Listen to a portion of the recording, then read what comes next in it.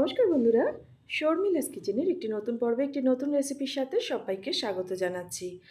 আজকে আপনাদের জন্য নিয়ে চলে এসেছি নিরামিষ দই আলু রেসিপি, যেটা আপনারা লুচি, রুটি কিংবা পরোটা দিয়ে ব্রেকফাস্টে হোক কিংবা ডিনারে সার্ভ করতে পারেন। চলুন তাহলে চটপট রেসিপিটি দেখে নিই।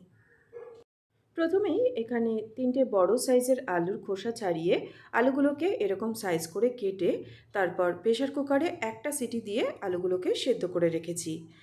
যেহেতু এটা দই আলু, তাই এই রান্নায় কিন্তু দইয়ের পরিমাণটা একটু বেশি লাগবে।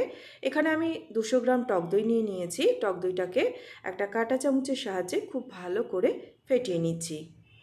এরপর মেন রান্নায় চলে আসি। কড়াইতে দিয়ে দিচ্ছি আমি 4 টেবিল স্পুন সর্ষের তেল। তেলটাকে ভালো করে গরম করে নিয়ে সেদ্ধ করে রাখা আলুগুলোকে দিয়ে ভেজে নেব।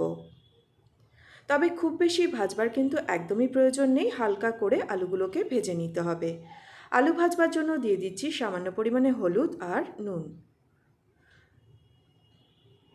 নুন হলুদ দিয়ে হালকা করে আলুগুলোকে ভেজে তারপর তেল থেকে তুলে নিচ্ছি। এবার ওই তেলের মধ্যে দিয়ে দিচ্ছি হাফ টিস্পুন সাদা জিরে, 2টো শুকনো লঙ্কা এবং 2টো তেজপাতা ফোড়ন। ফোড়নটাকে কয়েক সেকেন্ড তেলের মধ্যে একটু নাড়াচাড়া করে নিতে হবে। ফোড়নটা থেকে যখন বেশ সুন্দর একটা ভাজা গন্ধ বেরোতে শুরু করবে, তখন এর মধ্যে দিয়ে দিচ্ছি 2 টিস্পুন আদা এবং কাঁচা লঙ্কা বাটা। দিয়ে দিচ্ছি এর মধ্যে সামান্য পরিমাণে জল। হালকা একটু নাড়াচাড়া করে নিয়ে এরপর একে একে এর মধ্যে দিয়ে দিচ্ছি স্বাদ অনুযায়ী নুন, দিচ্ছি 1 টিস্পুন হলুদ গুঁড়ো, 1 টিস্পুন দিয়ে দিচ্ছি জিরে গুঁড়ো, আর দিয়ে দিচ্ছি 1 টিস্পুন কাশ্মীরি লঙ্কার গুঁড়ো। এটা সম্পূর্ণ কালারের জন্য দিলাম। ভালো করে সমস্ত মশলাকে মিশিয়ে নিয়ে মিডিয়াম ফ্লেমে মশলাটাকে একটু কষিয়ে নিতে হবে। খানিকক্ষণ এইভাবে মশলাটাকে কষিয়ে নেওয়ার পর এবার এর মধ্যে দিয়ে দিচ্ছি আমি টক দইটা।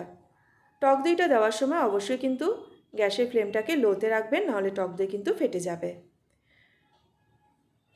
এবার মশলাটাকে আরও খানিকক্ষণ কষিয়ে নেব। এখন দেখুন মশলা চারিদিক দিয়ে তেল ছেড়ে দিয়েছে। এবার এর মধ্যে সেদ্ধ করে ভেজে রাখা আলুগুলোকে দিয়ে দিলাম। আলুগুলোকে দিয়ে মশলার সাথে খুব ভালো করে মিশিয়ে নিচ্ছি।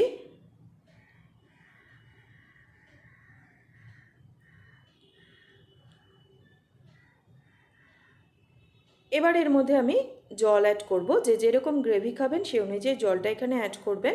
তবে আলুগুলো কিন্তু আর সেদ্ধ হওয়ার নেই, যেহেতু আগে থেকে সেদ্ধ করা, তাই যতটা গ্রেভি খাবেন সেই অনুযায়ী জলটা এখানে অ্যাড করবেন।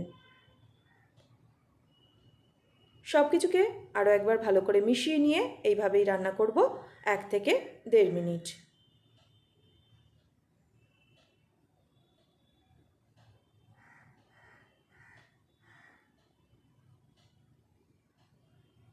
এবার এর মধ্যে দিয়ে দিচ্ছি আমি 1 টিস্পুন চিনি। চিনিটা কিন্তু অবশ্যই দেবেন, কেননা যেহেতু এই রান্নায় টক দইয়ের পরিমাণটা বেশি, তাই চিনিটা দিলে কিন্তু টেস্টটা ব্যালেন্স হবে। দিয়ে দিলাম এর মধ্যে 1/4 টিস্পুন গরম মশলা গুঁড়ো, দিচ্ছি কিছুটা কাসৌরি মেথি, আর দিয়ে দিচ্ছি 1 মুঠো ধনেপাতা কুচি। ভালো করে মিশিয়ে নিয়ে গ্যাসের ফ্লেম অফ করে 5 মিনিট ঢাকা দিয়ে রাখলেই কিন্তু দই আলু একদমই তৈরি। রুটি, লুচি কিংবা পরোটার সাথে সার্ভ করুন এই দই আলু, দুর্দান্ত লাগে খেতে। আর রেসিপি ভালো লাগলে প্লিজ ভিডিওটিকে লাইক ও শেয়ার করবেন এবং আমাকে কিন্তু কমেন্ট করে জানাতে ভুলবেন না কেমন লাগলো আপনাদের রেসিপিটি। আমার চ্যানেল শর্মিলাস কিচেন যদি এখনও না সাবস্ক্রাইব করে থাকেন, তাহলে প্লিজ সাবস্ক্রাইব করে নেওয়ার অনুরোধ রইল।